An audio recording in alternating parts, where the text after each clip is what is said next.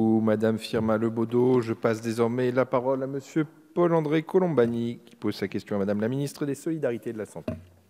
Merci, Monsieur le Président. Madame la Ministre, ma question va rejoindre les préoccupations de Madame Firmin Lebaudot. Madame la Ministre, je souhaitais vous alerter sur la situation préoccupante du secteur de santé en Corse. Des problèmes persistants et graves touchent aussi bien les hôpitaux par manque de moyens que la médecine libérale en milieu rural à travers la désertification médicale. Aujourd'hui, force est de constater que la lutte contre les déserts médicaux est un combat que les pouvoirs publics sont en passe de perdre, notamment en Corse, île montagne confrontée en plus à un isolement du monde rural de l'intérieur de l'île. Des micro-régions comme l'Alta Rocca, le Niol ainsi que le Cap Corse se retrouvent ou risquent de se retrouver sans médecins. Ce constat m'alarme, non seulement en tant que médecin, mais surtout en tant qu'élu de la Corse. Ce constat appelle à une mise en œuvre audacieuse d'outils innovants afin que les habitants des villages n'aient plus à renoncer à leurs soins.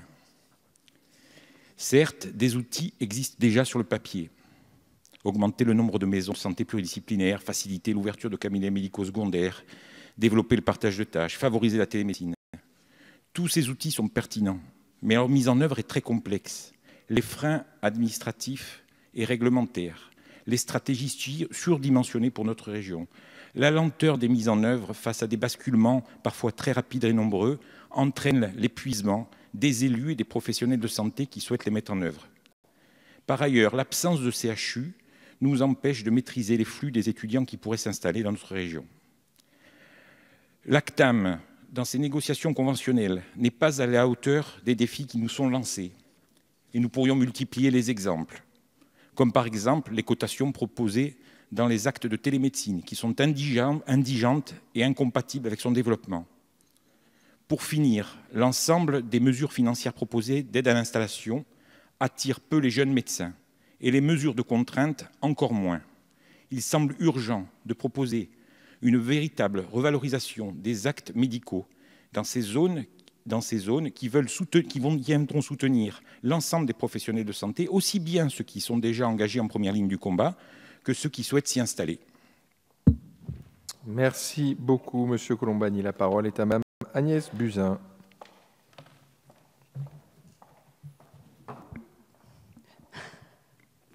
Merci, Monsieur le Président. J'ai failli tomber, pardonnez-moi. Monsieur le député Paul-André Colombani, je tiens à réaffirmer l'engagement de l'État auprès des hôpitaux de Corse, d'abord. Cet engagement fort est réel auprès du centre hospitalier d'Ajaccio, dont l'État a financé l'intégralité de la reconstruction pour un montant de 130 millions d'euros, et le centre hospitalier de Bastia, pour lequel le Président s'est engagé lors de sa dernière visite du 7 février, à financer la seconde tranche de travaux. Au-delà de l'accompagnement à l'investissement, les établissements de santé corse ont bénéficié en 2017 de près de 40 millions d'euros d'aide exceptionnelle de trésorerie.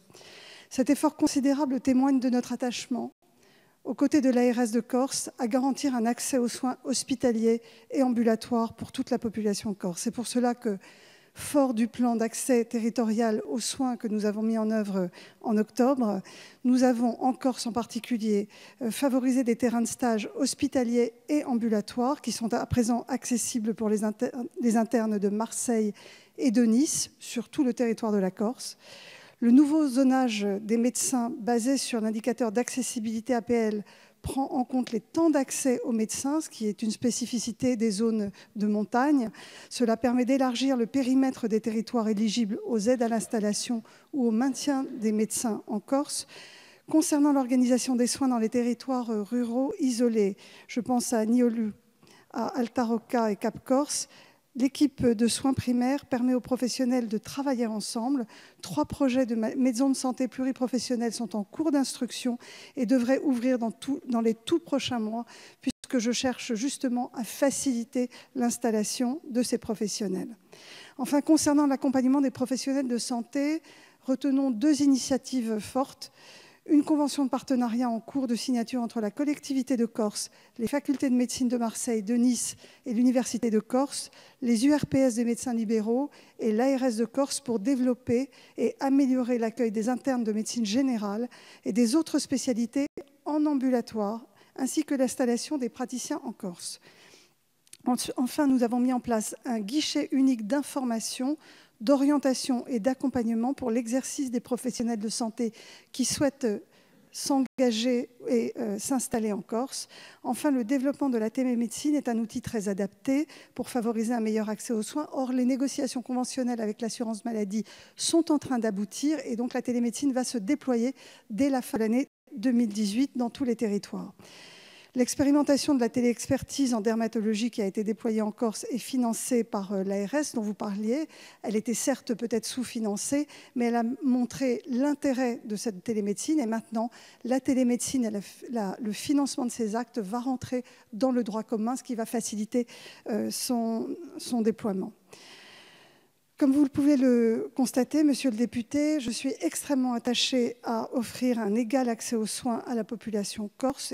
Nous mettrons tout en œuvre pour y parvenir. Je me rendrai en Corse d'ailleurs avant l'été pour discuter de tout cela avec les élus et les communautés professionnelles. Je vous remercie. Merci beaucoup, Madame la Ministre. Monsieur Colombani, vous avez à peine quelques secondes pour réagir, si vous le souhaitez. Quelques petites secondes. Alors, deux choses. Merci pour votre réponse, Madame la Ministre, d'abord. Donc, vous avez parlé de la maîtrise de stage. Donc, nous, ce qu'on craint sur le terrain, c'est l'opérationnalité des mesures que vous prenez. Si on prend l'histoire de la maîtrise de stage, ça fait presque 2 ans que nous cherchons à renouveler ces conventions entre la fac de Corté et la région. Nous n'y arrivons pas. Et beaucoup se sont épuisés. Concernant l'expérience de télédermatologie, elle est menée par les URPS de Corse. C'est le docteur Florence Otavi qui a pendant 2 ans déployé un temps fou pour essayer de convaincre les pouvoirs publics de l'intérêt de cette mesure. C'est une mesure qui fonctionne. Elle est reconnue dans l'ensemble par la profession. Et donc, elle a permis de dépister plus de 85 cancers cutanés en Corse et le suivi des plaies chroniques. Aujourd'hui, la mesure, les cotations qui sont proposées par l'assurance maladie ne vont pas être adaptées à cette expérimentation. Et on va devoir laisser tomber cette expérimentation. Pour le suivi des plaies chroniques, on nous propose simplement 2 photos par an et par patient. C'est largement insuffisant. Merci beaucoup, monsieur.